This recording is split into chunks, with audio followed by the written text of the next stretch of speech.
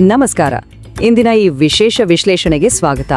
ಇವತ್ತು ನಾವು ಒಂದು ಬಹಳ ಇಂಟ್ರೆಸ್ಟಿಂಗ್ ಹಾಗೆ ಸ್ವಲ್ಪ ಮಿಸ್ಟೀರಿಯಸ್ ಅನ್ನಿಸುವಂತ ವಿಷಯದ ಬಗ್ಗೆ ಮಾತಾಡ್ತಾ ಇದ್ದೀವಿ.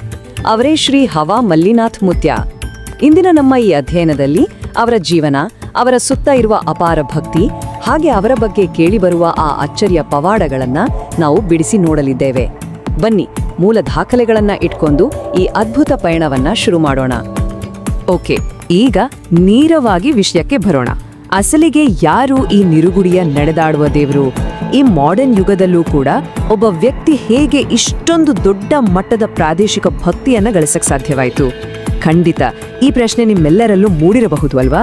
ಇದೇ ಇಂದಿನ ನಮ್ಮ ವಿಶ್ಲೇಷಣೆಯ ಕೇಂದ್ರ ಬಿಂದು. ಈ ಭಕ್ತಿಯ ಹಿಂದಿರುವ ಆ ಮ್ಯಾಜಿಕ್ ಏನು ಅನ್ನೋದನ್ನ ನಾವೀಗ ಒಂದೊಂದಾಗಿ ಬಿಡಿಸಿ ನೋಡೋಣ. ಈ ಟ್ರೆಂಡ್ ಅಥವಾ ಈ ಭಕ್ತಿಯ ಸ್ವರೂಪ ಸಂಪೂರ್ಣವಾಗಿ ಅರ್ಥ ಆಗಬೇಕು ಅಂದ್ರೆ ನಾವೆಲ್ಲರೂ ಮೊದಲು ಅವರ ಭಕ್ತರ ಭೌಗೋಳಿಕ ವ್ಯಾಪ್ತಿಯನ್ನ ನೋಡಲೇಬೇಕು. ಇದು ಬರೀ ಒಂದು ಹಳ್ಳಿಗೆ ಅಥವಾ ಒಂದು ಸಣ್ಣ ಏರಿಯಾಗೆ ಮಾತ್ರ ಸೀಮಿತವಾಗಿಲ್ಲ. ಇವರ ಪ್ರಭಾವ ಹೇಗೆಲ್ಲ ಹರಡಿದೆ ಅನ್ನೋದನ್ನ ನೋಡಿದ್ರೆ ನಿಜಕ್ಕೂ ಆಶ್ಚರ್ಯ ಆಗುತ್ತೆ. ಈಗ ಇಲ್ಲಿರುವ ವಿವರಗಳನ್ನ ಸ್ವಲ್ಪ ಗಮನಿಸಿ. ಶ್ರೀ ಹವಾ ಮಲ್ಲಿನಾಥ್ ಮುತ್ಯ ಅವರ ಪ್ರಭಾವ ಕೇವಲ ನಮ್ಮ ಕರ್ನಾಟಕದ ನಿರ್ಗುಡಿ ಅಥವಾ ಸರಸಂಬಾಗೆ ಮಾತ್ರ ಲಿಮಿಟ್ ಆಗಿಲ್ಲ. ನೋಡಿ, ಮಹಾರಾಷ್ಟ್ರದ ಭಿಗವಾನದಲ್ಲಿ ಅವರದೇ ಆದ ಒಂದು ದೊಡ್ಡ ಮಠವೇ ಇದೆ. ಅಷ್ಟೇ ಅಲ್ಲ, ಆಂಧ್ರ ಪ್ರದೇಶ್, ತಮಿಳುನಾಡು ಮತ್ತು ಕೇರಳದಂತಹ ಬೇರೆ ಬೇರೆ ರಾಜ್ಯಗಳಿಗೂ ಅವರ ಭಕ್ತರ ಸಂಖ್ಯೆ ಹಬ್ಬಿದೆ. ಒಬ್ಬ ಗುರುವಿನ ಪ್ರಭಾವ ಹೇಗೆ ರಾಜ್ಯದ ಬಾರ್ಡರ್ಗಳನ್ನು ದಾಟಿ ಬೆಳೆದಿದೆ ಅನ್ನೋದಕ್ಕೆ ಇದೊಂದು ಪರ್ಫೆಕ್ಟ್ ಎಕ್ಸಾಂಪಲ್. ಸರಿ, ಈಗ ನಾವು ಜಿಯೋಗ್ರಫಿಯಿಂದ ಸ್ವಲ್ಪ ಎಮೋಷನ್ಸ್ ಕಡೆಗೆ ಬರೋಣ. ಇಷ್ಟೊಂದು ದೊಡ್ಡ ಲೆವೆಲ್ನಲ್ಲಿ ಜನಪ್ರಿಯತೆ ಸಿಗೋಕೆ ಅಸಲಿ ಕಾರಣ ಏನು ಗೊತ್ತಾ? ಅದು ಅವರ ಸಿಂಪಲ್ ಮತ್ತೆ ಎಲ್ಲರನ್ನೂ ಸಮಾನವಾಗಿ ಕಾಣುವ ಅವರ ಫಿಲಾಸಫಿ. ಅವರ ಈ ಯುನೀಕ್ ಆದ, ಎಲ್ಲರಿಗೂ ಸುಲಭವಾಗಿ ಕನೆಕ್ಟ್ ಆಗುವ ತತ್ವಗಳೇ ಈ ಅಪಾರ ಆಕರ್ಷಣೆಗೆ ಮೇನ್ ರೀಸನ್ ಅಂತ ಹೇಳ್ಬಹುದು. ಮತ್ತು ಇದು ಈ ಪಾಯಿಂಟ್ ಅನ್ನ ಭಲೇ ಅದ್ಭುತವಾಗಿ ವಿವರಿಸುತ್ತೆ. ಸಾಮಾನ್ಯ ಆಧ್ಯಾತ್ಮಿಕ ಗುರುಗಳಿಗೂ ಮತ್ತು ಶ್ರೀ ಹವಾ ಮಲ್ಲಿನಾಥ್ ಮುತ್ಯ ಅವರಿಗೂ ಇರುವ ಆ ಮೇನ್ ಡಿಫರೆನ್ಸ್ ಅನ್ನ ನಾವಿಲ್ಲಿ ಸ್ಪಷ್ಟವಾಗಿ ನೋಡಬಹುದು. ನಾವೆಲ್ಲರೂ ನೋಡಿಲೋ ಹಾಗೆ ಸಾಮಾನ್ಯವಾಗಿ ಗುರುಗಳು ಭಕ್ತರಿಂದ ಸ್ವಲ್ಪ ಡಿಸ್ಟೆನ್ಸ್ ಮೇಂಟೈನ್ ಮಾಡ್ತಾರೆ, ದೂರದಿಂದಲೇ ಆಶೀರ್ವಾದ ಕೊಡ್ತಾರೆ. ಆದರೆ ಮುತ್ಯ ಅವರ ಸ್ಟೈಲ್ ಕಂಪ್ಲೀಟ್ ಆಗಿ ಬೇರೆ. ಅವರು ಒಬ್ಬ ಕ್ಲೋಸ್ ಫ್ರೆಂಡ್ ತರ ಭಕ್ತರ ಹೆಗಲ ಮೇಲೆ ಕೈ ಹಾಕಿ ಅವರ ದಿನನಿತ್ಯದ ಕಷ್ಟ ಸುಖಗಳ ಬಗ್ಗೆ ಮಾತಾಡ್ತಾರೆ. ಶ್ರೀಮಂತರೇ ಇರಲಿ, ಬಡವರೇ ಇರಲಿ, ಪ್ರತಿಯೊಬ್ಬರ ಜೊತೆಯೂ ಅದೇ ಸಮಾನತೆಯಿಂದ ಬೆರೆಯೋದು ಅವರ ಸ್ಪೆಷಾಲಿಟಿ. ಇಲ್ಲಿ ಹೈಲೈಟ್ ಮಾಡಿರುವ ಈ ವಾಕ್ಯವನ್ನ ಒಮ್ಮೆ ಗಮನಿಸಿ. ಆತ್ಮವೇ ಪರಮಾತ್ಮ ಅಂದ್ರೆ ನಮ್ಮ ಒಳಗಿರುವ ಆತ್ಮವೇ ಆ ಭಗವಂತ ಅನ್ನೋದಿದ್ರ ಅರ್ಥ. ನಾವು ರೆಫರ್ ಮಾಡಿರುವ ಮೂಲಗಳ ಪ್ರಕಾರ ಇದು ಅವರ ಬೋಧನೆಗಳ ಒಂದು ಪ್ರಮುಖ ಅಡಿಪಾಯ. ಅಂದ್ರೆ ದೇವರಿಗಾಗಿ ಕೇವಲ ಹೊರಗಿನ ವಿಗ್ರಹಗಳನ್ನೇ ಡಿಪೆಂಡ್ ಆಗೋ ಬದಲು ಭಕ್ತರು ತಮ್ಮ ಒಳಗೆಯೇ ಆ ಪರಮಾತ್ಮನನ್ನ ಹುಡುಕ್ಬೇಕು ಅಂತ ಅವರು ಹೇಳ್ಕೊಡ್ತಾರೆ. ತಮ್ಮನ್ನು ಬಿಟ್ಟು ದೇವರಿಲ್ಲ, ಮಣ್ಣು ಬಿಟ್ಟು ಮಡಿಕೆ ಇಲ್ಲ ಅನ್ನೋದು ಅವರ ಸ್ಟ್ರಾಂಗ್ ಬಿಲೀಫ್. ಓಕೆ, ಇಲ್ಲಿಯವರೆಗೆ ನಾವು ಅವರ ತತ್ವಗಳನ್ನ ಅರ್ಥ ಮಾಡ್ಕೊಂಡ್ವಿ. ಈಗ ನಮ್ಮ ಈ ವಿಶ್ಲೇಷಣೆ ಮತ್ತೊಂದು ಇಂಟ್ರೆಸ್ಟಿಂಗ್ ಘಟ್ಟಕ್ಕೆ ಎಂಟರ್ ಆಗ್ತಾ ಇದೆ.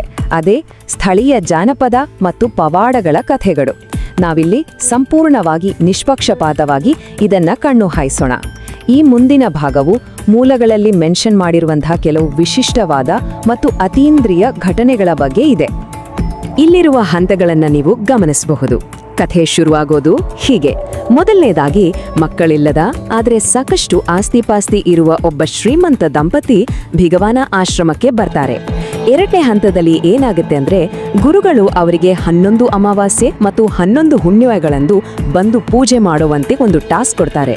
ಫೈನಲಿ ಈ ಎಲ್ಲ ಆಚರಣೆಗಳನ್ನ ಶ್ರದ್ಧೆಯಿಂದ ಮುಗಿಸಿದ್ಮೇಲೆ ಆ ದಂಪತಿಗೆ ಒಂದು ಗಂಡು ಮಗುವಾಯ್ತು ಅಂತ ಭಕ್ತರು ವರದಿ ಮಾಡ್ತಾರೆ. ಲಭ್ಯವಿರುವ ಸೋರ್ಸಸ್ ಪ್ರಕಾರ ಇದು ಮೊದಲನೇ ದೊಡ್ಡ ಪವಾಡ. ಈಗ ಸಹಜವಾಗಿ ಯಾರಿಗಾದ್ರೂ ಒಂದು ಪ್ರಶ್ನೆ ಮೂಡುತ್ತೆ ಅಲ್ವಾ? ಮದ್ವೆ ಮನೆಯಲ್ಲಿ ದಿಢೀರಂತ ಹಾವೊಂದು ಯಾಕೆ ಬಂತು? ಈ ಪ್ರಶ್ನೆಯೇ ನಮ್ಮನ್ನ ಗುರುವಿನ ಬಗ್ಗೆ ಇರುವ ಮೋಸ್ಟ್ ಫೇಮಸ್ ಆದ ಒಂದು ಲೋಕಲ್ ಕಥೆಯ ಕಡೆಗೆ ಕರ್ಕೊಂಡು ಹೋಗುತ್ತೆ. ಬನ್ನಿ, ಆ ಇಂಟ್ರೆಸ್ಟಿಂಗ್ ಸ್ಟೋರಿ ಏನು ಅಂತ ನೋಡೋಣ. ಈ ಘಟನಾವಳಿಗಳನ್ನ ಸ್ವಲ್ಪ ಗಮನಿಸಿ. ಮದುವೆಗೆ ಮುಂಚೆ ಭಕ್ತನೊಬ್ಬ ತನ್ನ ಮಗಳ ಮದುವೆಗೆ ಬನ್ನಿ ಅಂತ ಗುರುಗಳನ್ನ ಇನ್ವೈಟ್ ಮಾಡ್ತಾನೆ. ಅವರು ಕೂಡ ಬರ್ತೀನಿ ಅಂತ ಪ್ರಾಮಿಸ್ ಮಾಡ್ತಾರೆ. ಆದ್ರೆ ಮದುವೆಯ ದಿನ ಏನಾಗುತ್ತೆ ಅಂದ್ರೆ, ಅಲ್ಲಿ ಇದ್ದಕ್ಕಿದ್ದಂತೆ ಒಂದು ದೊಡ್ಡ ಸರ್ಪ ಎಂಟ್ರಿ ಕೊಡುತ್ತೆ. ಗಾಬರಿಗೊಂಡ ಜನ ಅದನ್ನ ಹೊಡೆಯೋಕೆ ಅಂತ ಕೋಲುಗಳನ್ನ ತರ್ತಾರೆ. ಆದ್ರೆ ಆಶ್ಚರ್ಯ ಅಂದ್ರೆ, ಆ ಹಾವು ಕ್ಷಣಾರ್ಧದಲ್ಲಿ ಅಲ್ಲಿಂದ ಮಾಯ ಆಗ್ಬಿಡುತ್ತೆ. ಮದುವೆ ಮುಗಿದ್ಮೇಲೆ ಗುರುಗಳು ಆ ಭಕ್ತನಿಗೆ ಹೇಳ್ತಾರೆ, ನಾನೇ ಆ ಸರ್ಪದ ರೂಪದಲ್ಲಿ ಮದುವೆಗೆ ಬಂದಿದ್ದೆ, ಆದರೆ ಜನ ಹೊಡೆಯೋಕ್ ಬಂದಾಗ ಅಲ್ಲಿಂದ ವಾಪಸ್ ಬಂದೆ ಅಂತ. ಇಲ್ಲಿ ಇನ್ನೊಂದು ಫ್ಯಾಸಿನೇಟಿಂಗ್ ವಿಷಯ ಅಂದ್ರೆ, ಮೂಲಗಳ ಪ್ರಕಾರ ಗುರುಗಳು ತಮ್ಮ ಬಾಲ್ಯದಲ್ಲಿ ಹಾವುಗಳನ್ನೇ ಕೊರಳಿಗೆ ಹಾಕೊಂಡು ಆಟವಾಡ್ತಾ ಇದ್ರಂತೆ. ಹಳೆಯ ದಂತಕಥೆಗಳೆಲ್ಲ ಆಯ್ತು. ಈಗ ನಾವು ಸ್ವಲ್ಪ ರೀಸೆಂಟ್ ಆಗಿ ನಡೆದ ಒಂದು ಘಟನೆಯ ಬಗ್ಗೆ ಮಾತಾಡೋಣ. ಇದು ಬರೀ ಬಾಯಿಂದ ಬಾಯಿಗೆ ಹರಡ್ದ ಕಥೆ ಅಲ್ಲ, ಬದಲಾಗಿ ಗುರುಪೂರ್ಣಿಮೆಯ ಆಚರಣೆ ನಡೀತಾ ಇದ್ದಾಗ ಲೈವ್ ಆಗಿ ವರದಿಯಾದ ಒಂದು ಘಟನೆಯಾಗಿದೆ. ಈಗ ಇಲ್ಲಿರುವ ಮಾಹಿತಿಯನ್ನು ನೋಡಿ, ಇದು ನಿಜಕ್ಕೂ ಶಾಕಿಂಗ್ ಅನ್ಸ್ಬೋದು. ಧಾರಾಶಿವ ಜಿಲ್ಲೆಯ ನಿಲಂಗಾದಿಂದ ಬಂದ ಭಕ್ತನೊಬ್ಬನ ಕಂಡೀಷನ್ ಇದು. ಆತನಿಗೆ ಕಳೆದ 1 ತಿಂಗಳಿಂದ ಧ್ವನಿಯೇ ಇರಲಿಲ್ಲ, ಅಂದ್ರೆ ಕಂಪ್ಲೀಟ್ ಆಗಿ ಮಾತು ನಿಂತು ಹೋಗಿತ್ತು.